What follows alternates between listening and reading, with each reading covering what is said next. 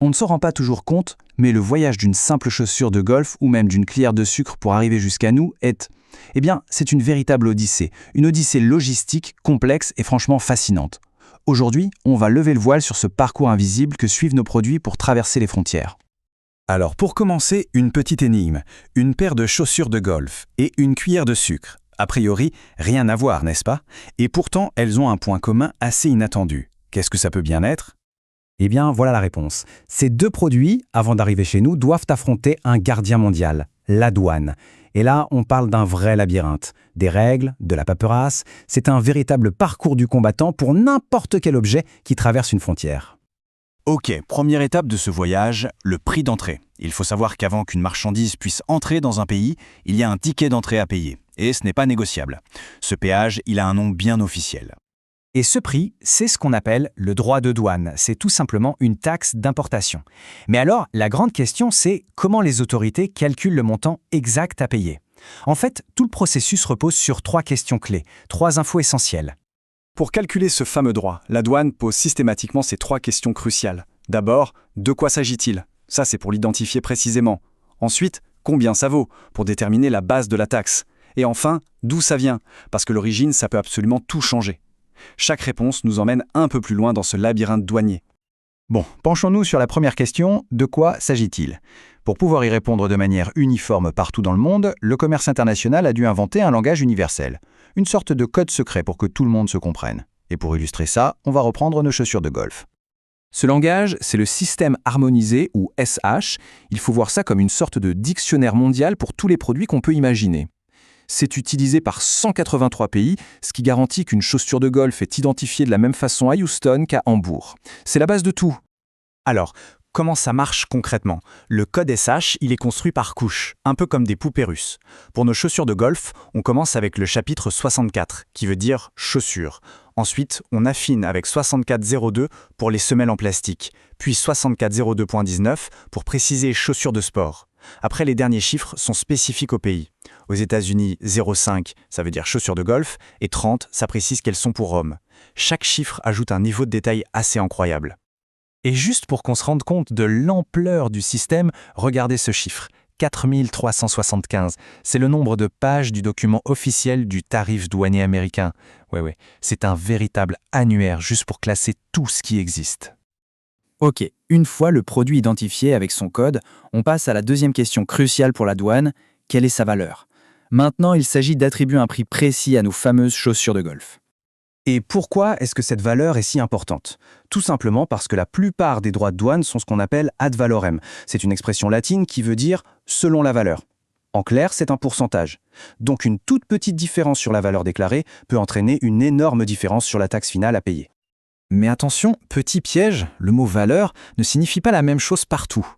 La plupart des pays calculent la taxe sur la valeur dite débarquée, c'est-à-dire qu'elle inclut le transport et l'assurance. Mais les États-Unis, eux, se basent sur la valeur à l'exportation qui les exclut. Ça montre à quel point une facture hyper détaillée est essentielle, sinon l'importateur risque de payer des taxes sur ses propres frais de transport. On arrive à la troisième question, et là, ça se corse. C'est peut-être la plus complexe. D'où vient le produit? Déterminer le pays d'origine, c'est beaucoup plus compliqué qu'il n'y paraît. Surtout aujourd'hui avec des produits assemblés à partir de composants qui viennent du monde entier. En gros, il y a 2 méthodes principales pour déterminer l'origine, et elles sont souvent en conflit. D'un côté, la transformation substantielle utilisée aux États-Unis, qui est incroyablement subjective. C'est quoi la transformation substantielle d'un ordinateur dont les pièces viennent de 5 pays différents? De l'autre, il y a la règle du changement de code SH. C'est plus clair, mais ça peut désigner comme pays d'origine un lieu où finalement très peu de valeur a été ajoutée. C'est un vrai casse-tête. Et cette citation illustre parfaitement pourquoi c'est si important. L'origine, ce n'est pas juste une question de douane, c'est un outil marketing surpuissant. Une étiquette Made in Italy n'a pas du tout la même valeur perçue qu'une étiquette Made in ailleurs, même si les composants sont identiques. Mais les taxes, ce n'est pas le seul moyen pour un pays de contrôler ce qui entre sur son territoire. Loin de là. Il existe tout un arsenal d'outils, parfois très créatifs, qu'on appelle les barrières non tarifaires. Certains tarifs sont pour le moins étranges. Un exemple? Aux États-Unis, le droit d'importation sur un maillot de bain pour homme est de 27,8%, mais de seulement 11,8% pour un maillot de bain pour femme. C'est le même type de produit, Mais la taxe est plus du double juste à cause du genre. Cherchez la logique.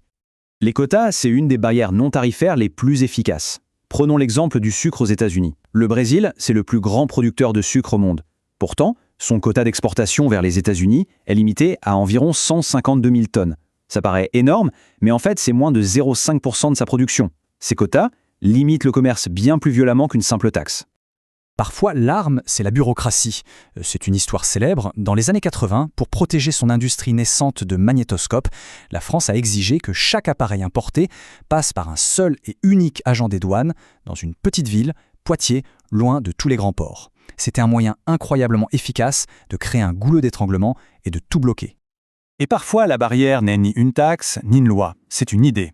En Corée du Sud, pour protéger son marché automobile, le gouvernement a soutenu une campagne qui laissait entendre que l'achat d'une voiture étrangère était antipatriotique.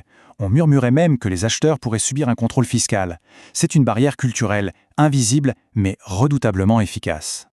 Alors, revenons à nos chaussures de golf. Elles ont été classées, leur valeur a été déterminée, leur origine établie. Il est temps de franchir la toute dernière ligne droite, le dédouanement. Ces dernières étapes sont surtout administratives. C'est un expert, le courtier en douane, qui gère toute la paperasse. Une garantie financière, une caution est déposée pour que les marchandises soient libérées rapidement avant même le paiement des droits. Puis, une fois que tout est vérifié, le dossier est finalisé ou liquidé, comme on dit. Il existe même un mécanisme pour récupérer une grosse partie des droits si les marchandises sont ensuite réexportées. C'est vraiment la dernière ligne droite administrative. Alors, si on devait résumer, qu'est-ce qu'il faut retenir de tout ça? D'abord, que chaque produit importé est passé au crible de ces 3 fameuses questions. Quoi, combien et d'où? Ensuite, que le système harmonisé, c'est vraiment le langage secret du commerce mondial. Il faut aussi se souvenir que les taxes ne sont que la partie visible de l'iceberg et qu'au final, le voyage de n'importe quel produit, c'est un véritable marathon réglementaire. Et tout cela nous amène à une dernière question, une question de fond. Un système avec des milliers de pages de règles, des définitions parfois floues et des exceptions pour le moins étranges, au final, qui sert-il vraiment? C'est une bonne question à garder en tête la prochaine fois qu'on déballe un produit qui a fait le tour du monde pour arriver jusqu'à nous.